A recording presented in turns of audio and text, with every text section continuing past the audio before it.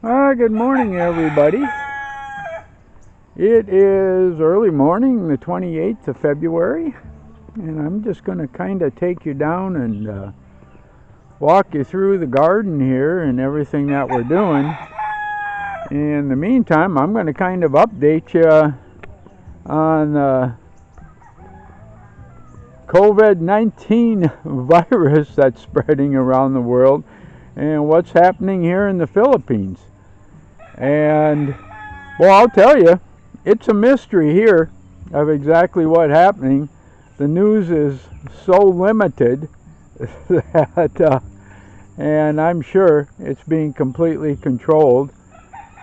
And I listened to the one English station here a couple days ago, and it's CNN. And out of the full hour of news, they had 2 minutes on the virus here and what's happening in the Philippines. And what's absolutely amazing is the simple fact that I told Beth's viewers here over 3 weeks ago that the first death outside of China was here in the Philippines. Absolutely amazing.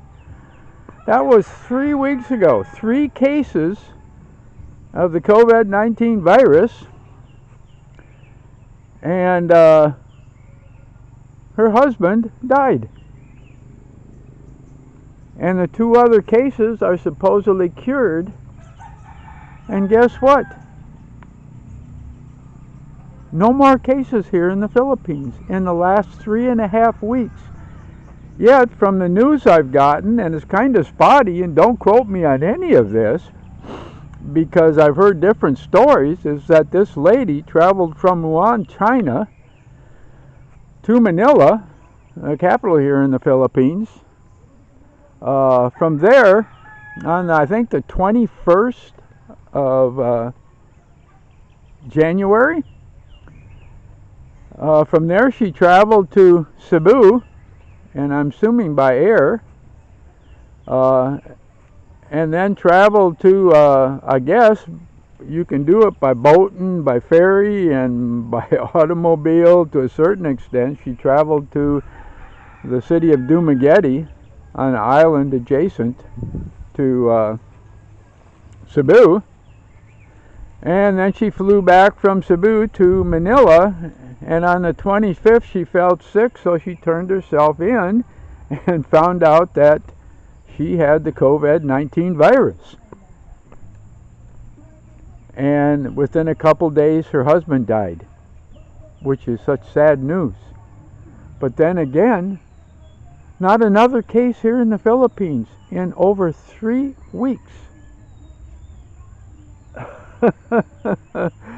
So I'm at a loss to what's happening, because I'm one of those people that likes to prepare. I like to know what's happening around me so that I can appropriately plan for myself and for Beth and the family here. And it's like it came to a stop.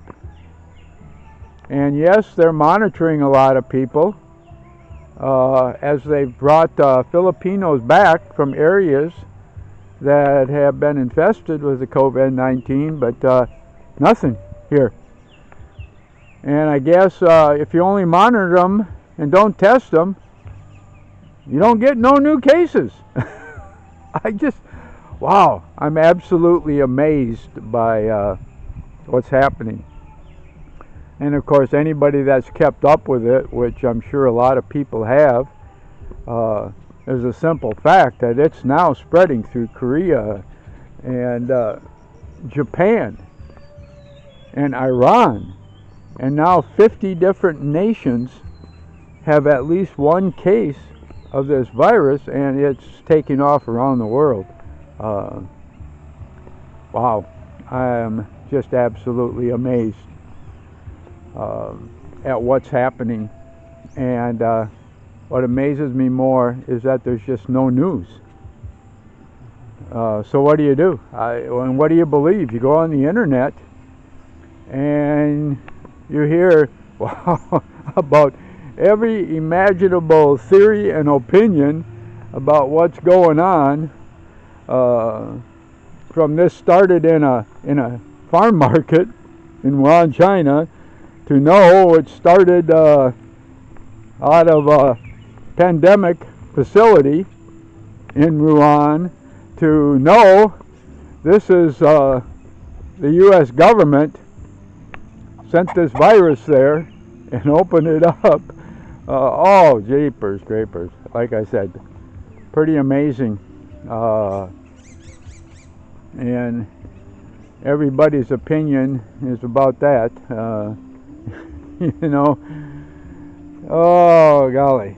So where do we stand at this point? Well, if you look at the statistics, we've still only got 3 tested cases here, 2 recovered, 1 died, and that's from about 3.5 weeks ago. Wow. And I don't see any other place, matter of fact, in the world where this is kind of happening except the United States, where the news is coming out that so few people have test kits, so few doctors and hospitals have test kits, and nobody's being tested. Everybody's being watched and monitored. And like I said, I guess if you're just being watched and monitored, that sure keeps the numbers down. But you got to test them, it would seem, in order to find out what they've got or if they do have it, and go from there. Wow. So, I'm hoping for the best, but Beth and I are planning for the worst. If we have to quarantine ourselves here, basically not because we think we've got it, but just nobody in, nobody out, in order to protect ourselves here. Yeah, and I feel sorry for all the people in all these different countries too, that just aren't getting the straight news on what's going on here, and so many questions of where the truth lies.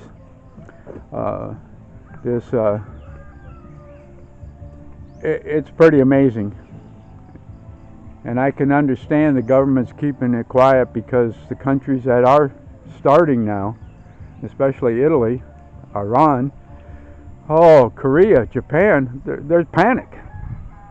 And I guess why wouldn't you allow people to panic?